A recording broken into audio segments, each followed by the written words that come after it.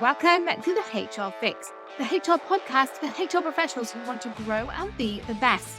I'm Jude Fidler and I'll be your host. So come and join us on our journey as we change an entire industry. Come on, let's get started. There's a concept in HR that I want to share with you, and it's called positive negativity.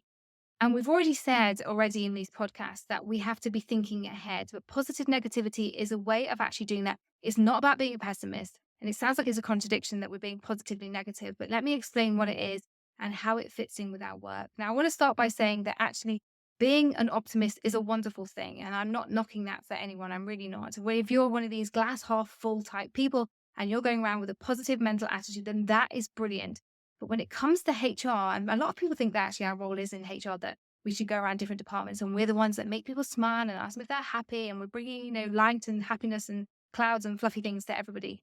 And that's not the job of HR. That is not the true job of HR. They might think that's what the expectation might be, or that's what the perception might be from employees, but that's really not what it is. Our job is to protect an organization. And we can't do that by, clouds and being fluffy and happy and jolly.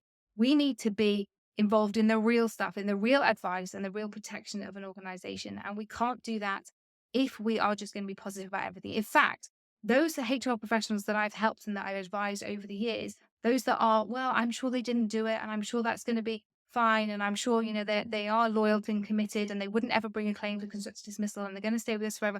And those that really are absolutely, 100% positive about people and have got the right mental attitude when it comes to being optimistic with employees, those are the ones that automatically, in my mind, end up being hurt. Those are the ones that end up being disappointed and frustrated. And we're in the people business, right? That's what we're dealing with, human emotions and humans, and we can't predict how people are going to react. And we need to almost save ourselves and protect ourselves from feeling that we've been let down or that we've gave somebody, the benefit of the doubt and that they've let us down. And that's a really hard place to be in. So what we're saying is the antidote to that, and that the way to protect an organization is positive negativity. And that means that you're not hoping for the best. You're not even predicting that the worst is going to happen. But what you're doing is you're preparing for the worst. So you're thinking that actually, when I invite someone to a disciplinary hearing, the chances of them going off on stress leave, the chances of them avoiding a hearing, or the chances of them actually coming back and saying, I don't want a trade union or a colleague with me, I actually want a friend or a family member. You're already predicting these sorts of things. You've already done a bit of a risk assessment. What can go wrong? What are they going to ask for? How's it going to work? What are they going to throw at me? You're already thinking about those things and you're predicting it and you're preparing for it in the invite letter itself. So you're mentioning what's going to happen if they go off on sick leave, how many people they can bring, if they can bring somebody else, if there's going to be reasonable adjustments. You'll know from what's happened if you need an occupational health assessment before you get off the starting blocks, if you need to be having, a meeting in a coffee shop instead of a boardroom, if you need to be going for a walk. We've done plenty of informal meetings and formal meetings now in parks or in coffee shops or places because we want to make reasonable adjustments for people.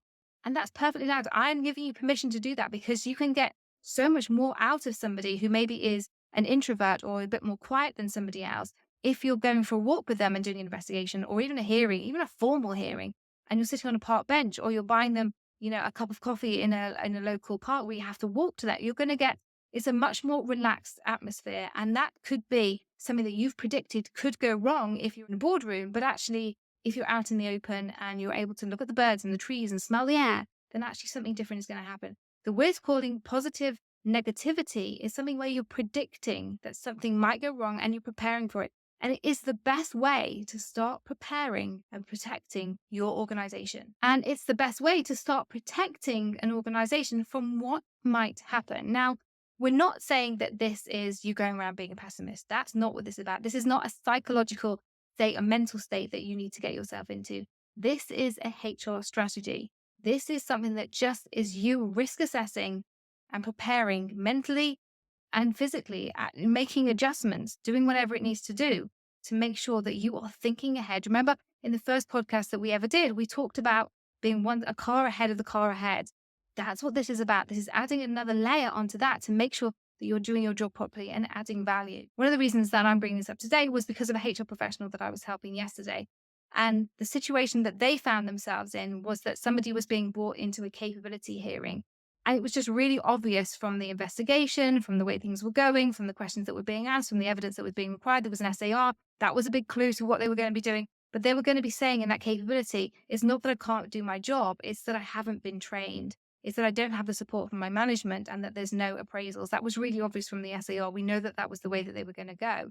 So actually, to predict that, if you're doing a capability in the invite to say, and we don't think that training is an issue because of you've been doing the job for 4 years, there's been no complaints about it, you've never asked for additional help, you've never asked, for supervisions or anything like that. And actually, there hasn't been a need for appraisals, or there's been nothing negative in your appraisals, so that there's been nothing of note. Had there been any issues then, or you couldn't do the job properly, then we would have let you know. Things like that are really integral and part of a protection strategy, which is what we're calling positive negativity. You're already thinking that that's where it's going to go. It was already obvious that that's where it's going to go, but we didn't nip it in the bud in time in order that that couldn't have been a major issue when it gets to the hearing. Now we're in the hearing. To bring those things up afterwards means that we've wasted a lot of time. And it looks like now that we're on the back foot. Remember, the point of being inside of HR, the point of doing our job properly, or the level of success, is to be in control of all of these things, to be in control of our process, to design a process that actually fits, to be strategic, but to be in control. So when an employee comes up with something that we haven't really thought of, that means we haven't done this properly. We haven't planned properly. We haven't been strategic. We haven't risk assessed where this is going to go and where this might end up. And our job, remember, is to protect an organization. So that means that we have to be doing this as parts of that risk assessment. Again, I can tell you from my work inside of tribunals that most of the problems, most of the situations of the issues where people lose, especially unfair dismissal cases, is inside of a process. It's where that process goes wrong. So actually there's something that's everyday issues. There's a lateness, there's a sickness, there's a capability, there's a welfare, there's a redundancy, whatever it is. There's a normal process that should be taking place. But actually, because of HR failures, because of the fact that we're not dealing with things properly, that's where the risk comes in.